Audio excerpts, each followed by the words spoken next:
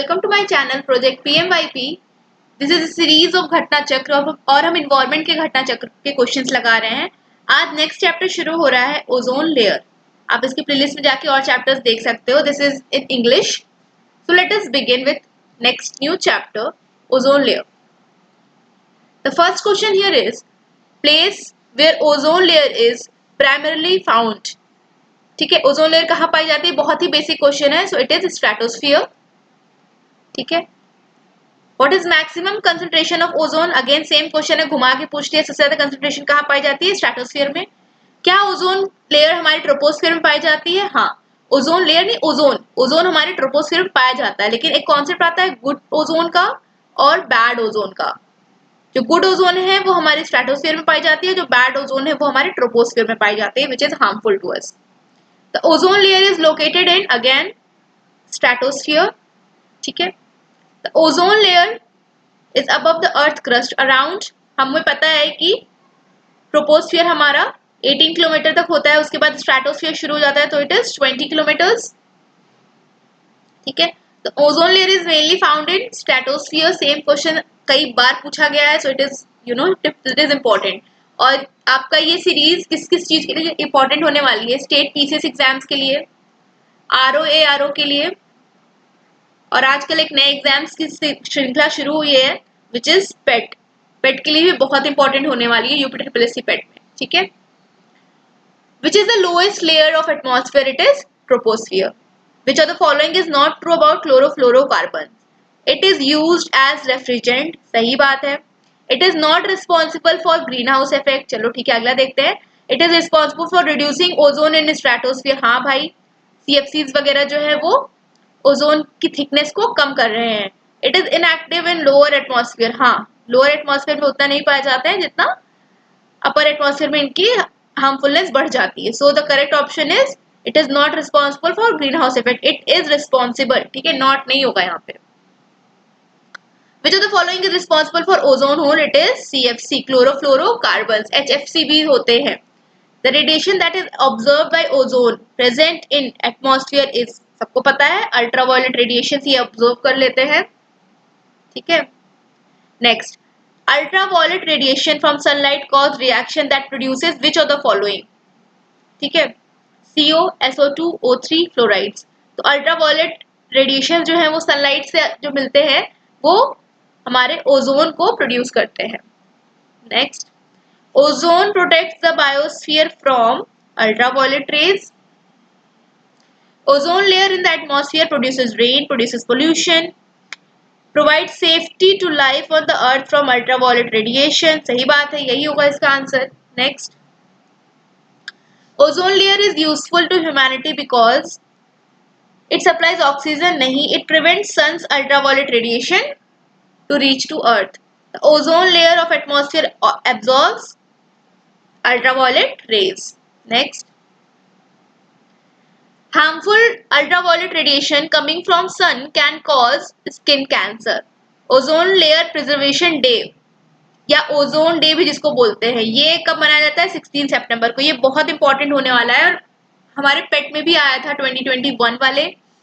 ठीक है, और बहुत सारे एग्जाम से पूछ लेता है। ओजोन डे, वेटलैंड डे, ये सब बहुत इंपॉर्टेंट है। चलिए बताइए, वेटलैंड डे कब मनाया जाता है?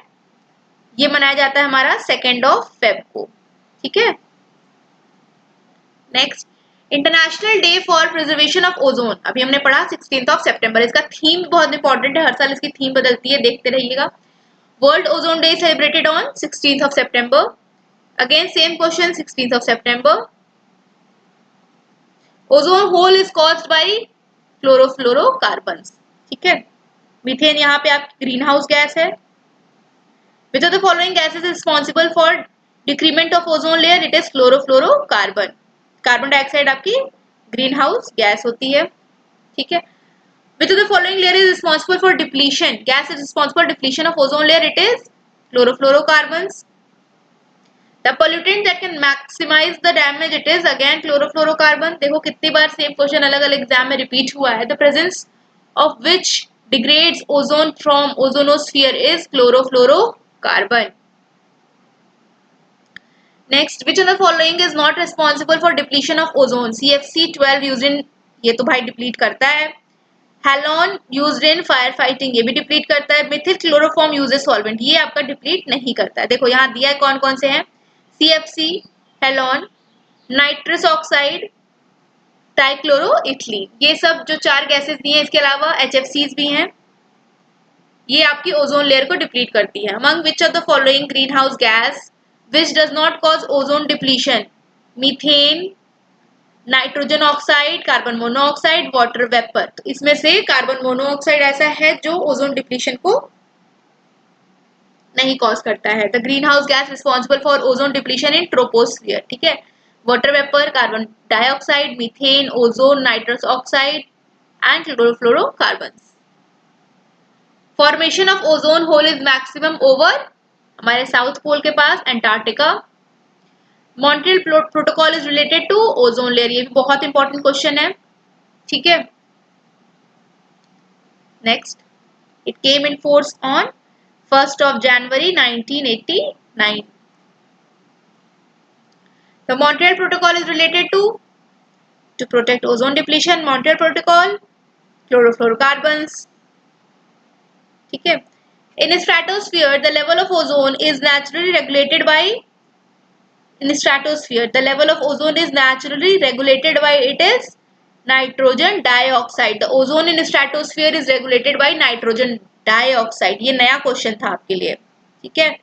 The thickness of ozone layer varies seasonally. The thickness is highest during spring and lowest during rain.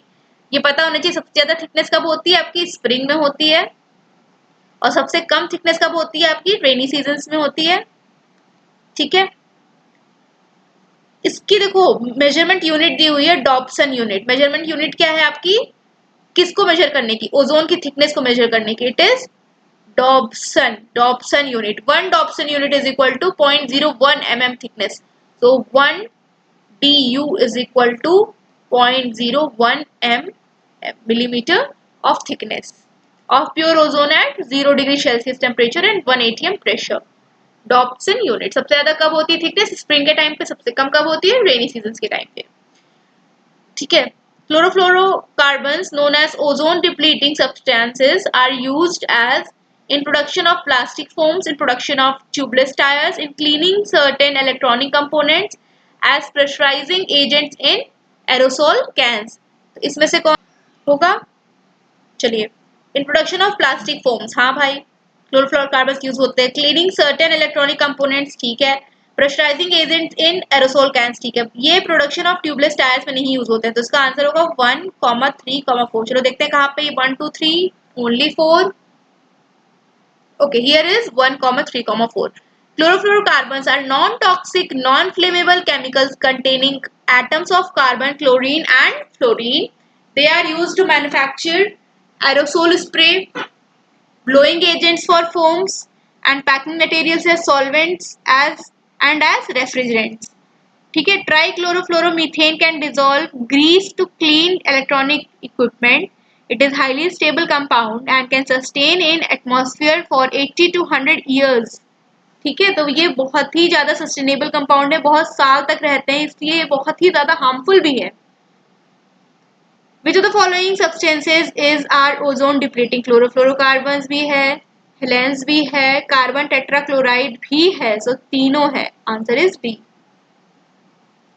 The formation of ozone hole in Antarctic region has been a cause of concern.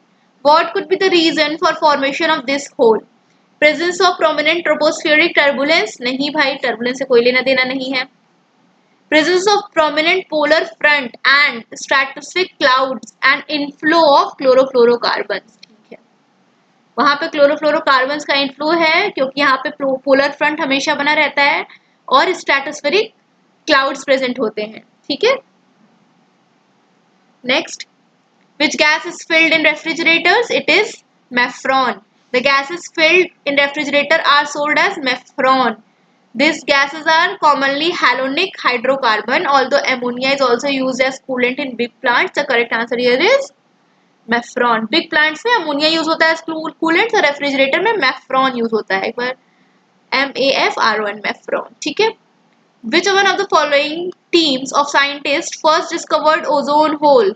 ये थी आपकी British team, कौन था, British team ने पहले बार ozone hole को discover किया? Who among the following discovered ozone hole? He was G.W. Kent Moray. G.W. Kent Moray. अभी हमने इंडस्ट्रियल रिलेशन में मोरे द्वारा एक डिफिनेशन पढ़ी थी कि industrial relations is the relation between employer and workman. Employer and workman, वो मोरे दूसरे थे, यहाँ पे दूसरे हैं ये. ठीक है. Consider the following assertion reason वाला क्वेश्चन है. Ozone is essential for biotic life. सही बात है. The ozone layer protects the earth surface from high energy radiation. हाँ भाई, दोनों सही है और ये इसका करेक्ट एक्सप्लेनेशन है. ठीक है.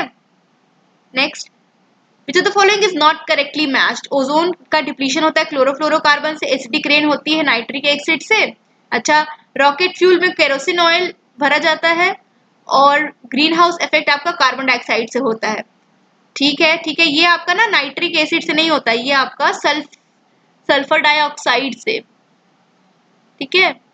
और नाइट्रोजन ऑक्साइड से होता है एसिडिक रेन. ठीक है, नाइट्रिक एसिड से नहीं. ठीक. Next, which of the following is associated with the issue of control of phasing out of the use of ozone depleting substance. ये आपका है Montreal protocol is related to ozone depletion को कम करने से रिलेटेड है ये. ठीक है. अगला चैप्टर है आपका फॉरेस्ट एंड वाइल्ड लाइफ. मिलते हैं अगले लेक्चर में. Till then stay tuned. Share this series with all those who are preparing for civil services and various exams जहां पे इन्वॉल्वमेंट पूछी जाती है. Till then stay tuned. Jai Hind and subscribe to my channel.